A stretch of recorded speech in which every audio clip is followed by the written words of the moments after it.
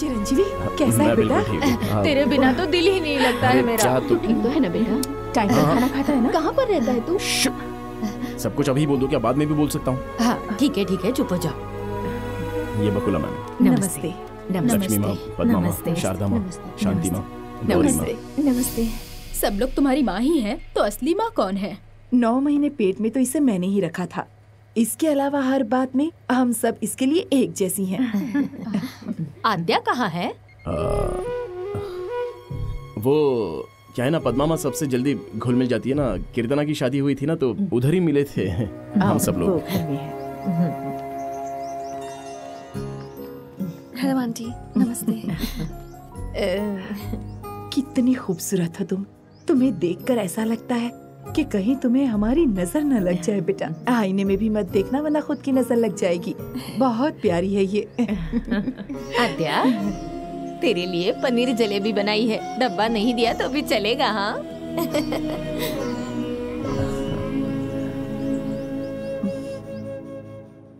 क्या आध्या, अभी क्या सोच रही हो तुम? आंटी चीरू की फैमिली से बहुत क्लोज हो गई है ना आध्या? यही तो प्रॉब्लम है प्रवलिका। जिस दिन झूठ का पता चलेगा उसी दिन प्यार गुस्से में बदल जाएगा। उन्होंने उस पर बहुत विश्वास किया, उन्हें बुरा लगेगा। एंड दैट टू कि मुझे ये सब पता था और फिर भी मैं चुप रही। उनसे बर्दाश्त नहीं होगा। मेरी लाइफ में कोई रहे ना रहे, पर माँ रहनी चाहिए। किसी और के थ्रू ये बात आंटी को पता चले उससे पहले तू ही जाकर उन्हें सब बता दे।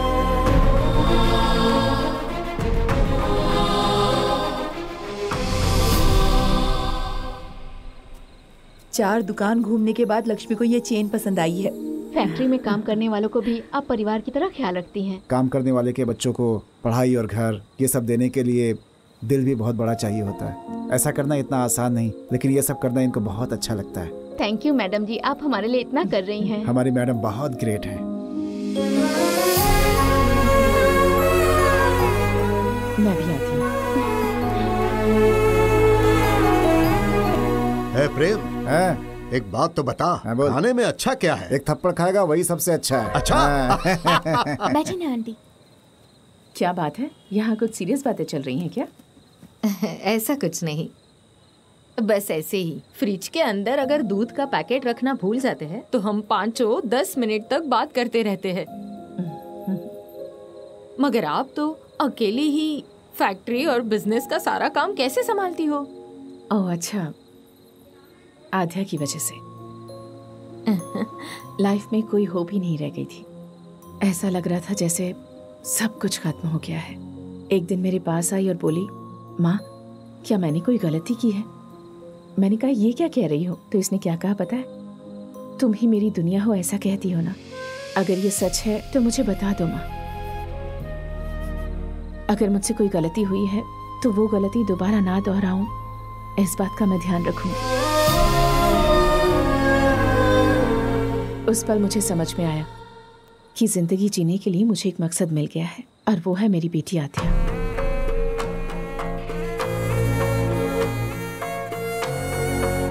मेरे लिए मेरी बेटी ही सबसे बड़ी ताकत है।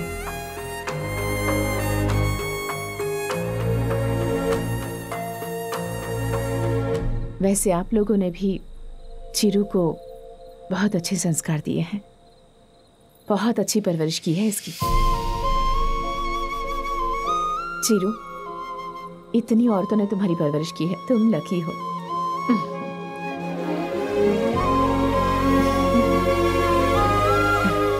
जमीन जायदाद पैसे तो कोई भी कमा सकता है, पर एक औरत के विश्वास को जीतने के लिए कैरेक्टर अच्छा होना चाहिए।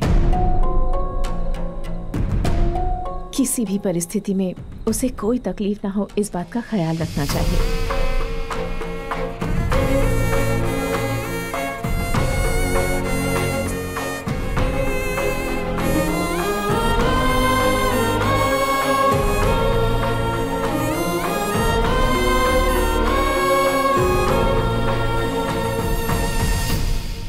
कैसी बात कर रही हैं दीदी आप? एक बार जाकर घर जाकर बात करते हैं, चलो। ऐसा नहीं है दीदी। गौरी। हाय भैया, नमस्ते। आप सब लोग मैडम के घर नहीं गए क्या? वो पद्मा मैडम। बकुला। आप हमेशा ऐसे ही मुस्कुराती रहती हैं क्या? हाँ, मैं भी पहले इन सब के जैसी ही थी। माँ के गर्भ से जब तक कोई जन्म नहीं लेता तब तक औरत की जिंदगी पूरी नहीं होती। मुझे बच्चे नहीं है इस बात का गम था। मानो मेरी जिंदगी खत्म हो गई, पूरी जिंदगी ऐसी होगी ऐसा लगा। तब चिरंजीवी का जन्म हुआ। उसे लाकर सबसे पहले उसकी माँ ने मेरे हाथों में रख दिया। उस पल के बाद मेरी जिंदगी मानो बदल सी गई। हरदम खुशी छाई रहती थी। ये खुशी मेरी नहीं उनकी है।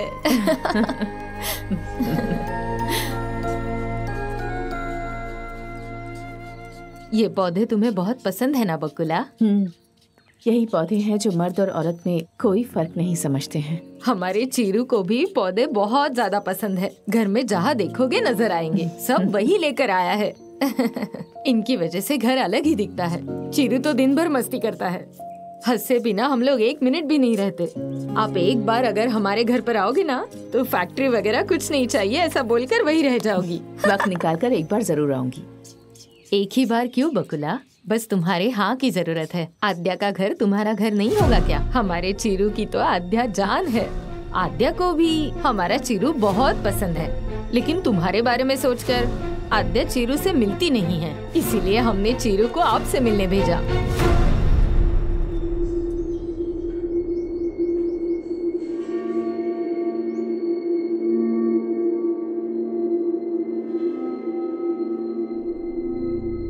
सुन लिया बकुला? वो आया तभी मैंने कहा, मना किया था कुछ तो गलत है, पर तुमने बोला मेरी नजर ही गलत है। अब देखो मेरी नजर गलत है या सही है। सरिता जी चुप हो जाइए आप भी औरत है ना। एक औरत होकर दूसरी औरत को धोखा कैसे दिया? असल में गलती तुम्हारी है। मम्मा तुम चुप रहो। क्या है आध्या ये सब लोग तो अनजान थे। तुम्हें अपनी माँ के बारे में सब पता था, फिर भी तुमने ऐसा किया। एक तुम्हारे ऊपर ही तो विश्वास था और तुम भी सबकी तरह ही निकली। मैं एक ही बात कहूंगी, क्या घटिया परवरिश है। परवरिश की तो बात मत कीजिए। क्यों इतना गुस्सा आ गया आपको? पहले सोचना था। ऐसी बातें क्यों कर रही हैं आप? मैं सिर्फ बात कर रही हूँ, यही बहुत है। दीदी अब तो हद ही पार हो गई, चलो चलते हैं। अभी खड़े क्यों हो? निकलो यहाँ से, शर्म ही नहीं है। देखिए जरा शांत हो जाइए। क्यों? खामोश। यहाँ किसी तरह का कोई पहाड़ नहीं टूट पड़ा है जो तुम इस तरह से चिल्ला रही हो।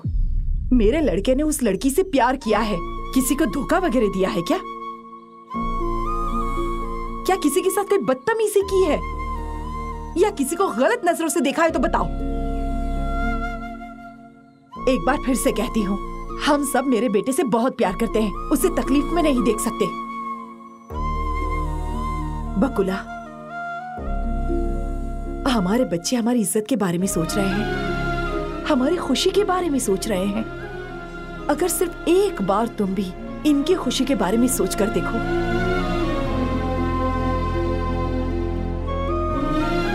मैं चीरू को कभी तकलीफ में नहीं देख सकती।